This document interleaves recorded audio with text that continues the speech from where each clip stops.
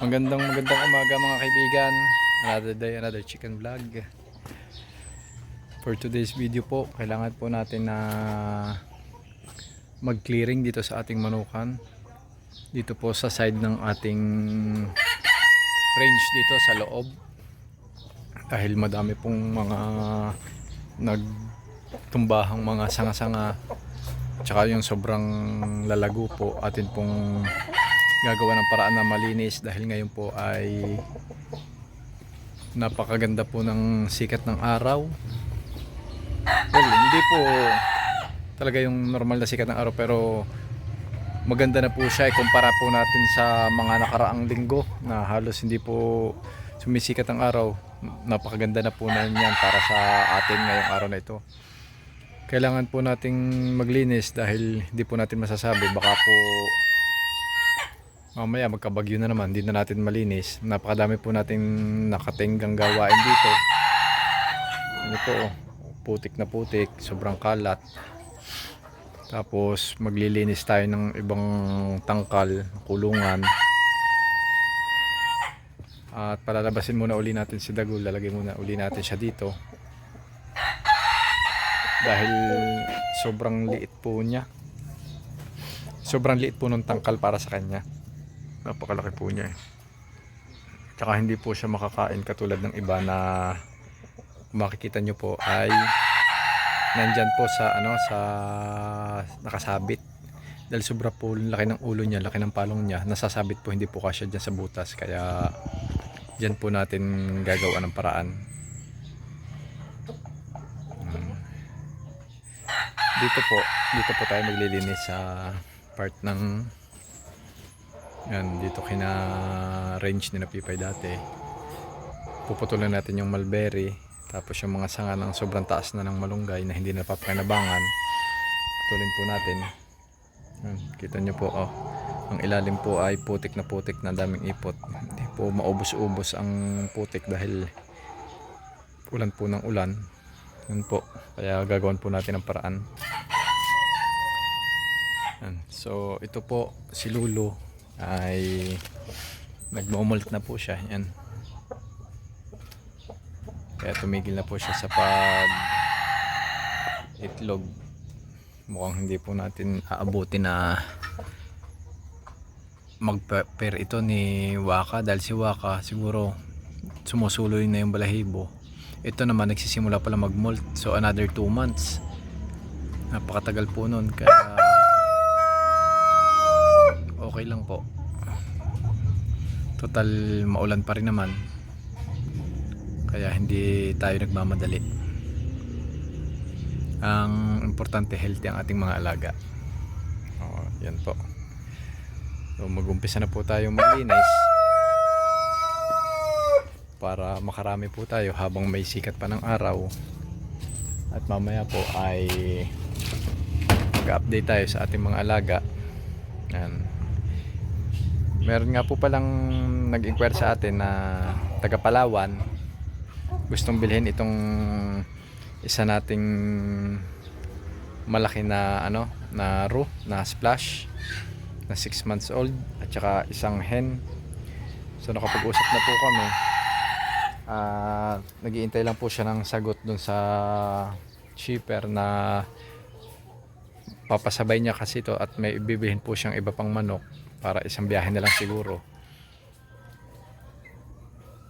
So yun po, pero hindi pa naman po siya nagpa-preserve. Nag-usap lang kami, sabi niya interesado siya, pero wala pa pong usapan ng exact date, wala pa pong reservation fee, wala pa po, basta usapan lang po. If matuloy, okay. Kung hindi naman po, okay lang din, dahil total alaga naman natin yan. Isa po yan sa selection natin, kaya walang problema. So ito na po yan, kita nyo po si na Chiki. Kita nyo po si Chiki. Yan, malaki na po si Chiki kumpara po dun sa dati na nagkasakit sila na akala ko hindi na sila lalaki. Sila po ay mag 4 months sa 17, so ngayon ay 14, 3 days more po. Hindi ko na po ito natitimbang masyado, pero nung huli ko po siya natimbang is 1.3 or 1.4. Siguro po ay mga 2 weeks na po yun, 2 weeks or 3 weeks na. So, pag may time po tayo, dahil unahin po muna natin yung mga nakatenga ditong gawain, magtitimbang po ulit tayo ng ilan nating alaga po. So update ko na lang po kayo mamaya pagka nakapag ano po tayo, linis. So yan po mga kaibigan, na putol na po natin yung mulberry, tapos naayos na rin po natin itong ating net. Pinatan po natin ng lubid dahil gato na po yung lubid. Tapos ang ginawa po nating poste ay malunggay para hindi na po mabulok, dahil yung ganito po natin nabulok po yung ilalim kahit may semento po, pero hindi pa rin po tayo tapos dyan dahil inabot na rin po tayo ng ulan ulit. Kaya ipagpapatuloy na lang po natin ulit sa mamaya or bukas kapag maganda na po ang panahon, dahil ang hirap po nung paputol-putol ang ating ginagawa. Yan, kita nyo po, basa na po ulit dito dahil kanina po nung maaraw, wala pa pong kalahating oras, bumuhos naman po uli ang ulan, kaya wala po tayong nagawa. Yun lang po, pinutol natin yung mga mulberry, yung ilang sanga ng malunggay, tapos nakapag-ayos naman tayo ng net. Yun lang po, madami pa po tayong puputulin doon, madami pa tayong gagawin, kaso hindi nga po natin magawa dahil tuloy pa rin po ang pag-ulan.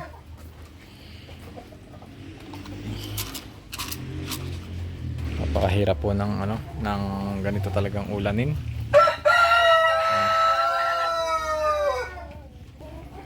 Yan po yung ating roux na napili ng ating buyer, if ever na matutuloy. Ayan po.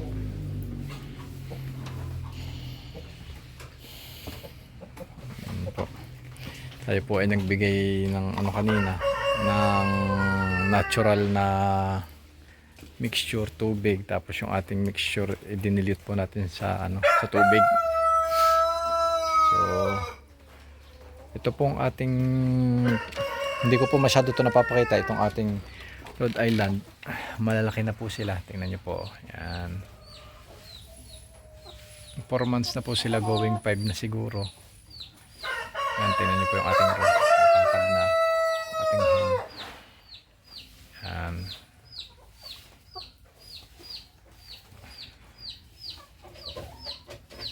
kailangan po natin yung ma-maintain, alagaan ng ayos.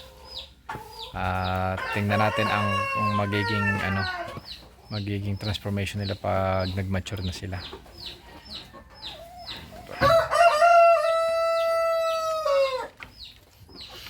Bata pa po sila, kaya kailangan pa po nilang kumain ng marami para lumaki.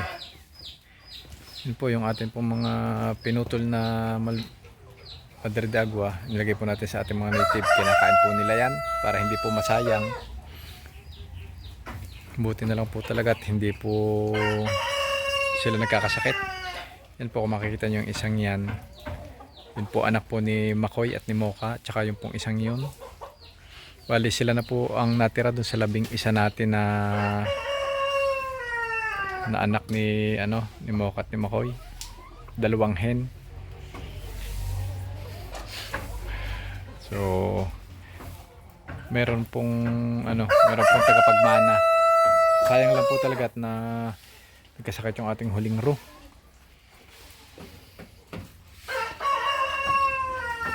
Sana po ay ilalabas ko dito yung si Dagul, kaso bigla na naman pong umulan, napakaputik po, kaya hindi na po itinuloy. Yun nga po palang si Maya ay kinilo ko po kahapon at siya po ay tumitimbang ng 3.8. Meron po akong small video po niya, ilalagay ko po sa last part ng ng video ng ating vlog para makita nyo po Kagabi ko po siya tinimbang dahil curious po ako kung gaano siya kabigat, at hindi nga po ako nagkamali. Nasa range po siya ng 3.5 pataas dahil 3.8 po siya. Yan, kung makikita nyo, tumila na ulit. Pero babagsak na naman po yan dahil medyo kulimlim na po uli ang langit. Hindi po katulad kanina, medyo clear. Kaya baka hindi na po muna natin ituloy ang pag-aayos ng ating net. Bali dito po, may aayusin pa rin po tayo dito. Ito po, umorder na po ako ng ganitong klaseng chicken net. Papalitan po natin to. Dahil kung makikita nyo po, yan, plywood ay yan, inaamag po pagka ganitong tag-ulan. Yung humidity, pag nababasa po, ay yun po ang sakit ng plywood. Kaya papalitan ko po siya. Dahil amoy na amoy po yung amag. Masama po yun sa ating mga alaga. At gagawin na po natin lahat ganito. Yung ibabaw, gagawin na rin po natin ganito. Tapos ito po ay papalitan na rin natin. Ito, matagal na po to, mga magto 2 years na. Kita nyo po, kalilinis ko lang po niya, pero umagi na po uli yan. So kailangan na po natin yung palitan. At yan po ang ating magiging next project pagdating po ng ating in-order na net. Bali ito po papalitan natin, at saka yun pong likod na yun. At ang magiging problema na lang po natin ay yung pagpapatungan nito, dahil siguradong hindi kaya ng net. Ito, mabigat po to, may mga patoka po to. At saka yan pong ating mga vitamins. Kaya siguro lalagyan ko ng kawayan tapos net para may suporta, hindi mabutas. So yun po ang ating magiging next project para dito sa ating manukan. So yan po muna ang update natin for today, dahil hindi rin po tayo makakilos ng ayos dahil maulan nga po. Pero healthy naman po ang ating mga alaga. Sa tingin ko naman po ay wala naman pong may sakit. Kaya kahit po ganun ay nagpe-prevention na rin po tayo, dahil hindi po natin masasabi, napakasama po ng panahon. At mga heritage chicken po ay sensitive po sa ganyan. Kahit hindi po sila masyadong nauulanan, kahit hindi po sila masyadong nababasa, ay yung pong sama ng panahon, yung taas baba ng temperatura, maaari pong maka-apekto sa kanila. Doon po pinagmumula ng halak, yung lubog na sipon. Hindi po katulad sila ng mga native at upgraded native na sanay po talaga sila sa sa range. Ito pong ating mga napaka-sensitive po. Kaunting problema, madali po sila magkasakit. Hindi po sila mabilis mag-adapt, hindi katulad ng mga native. Kaya po kailangan natin silang double check lagi, doble ingat, at panatiliing malusog. Yun po. Maraming salamat po. Till our next video po.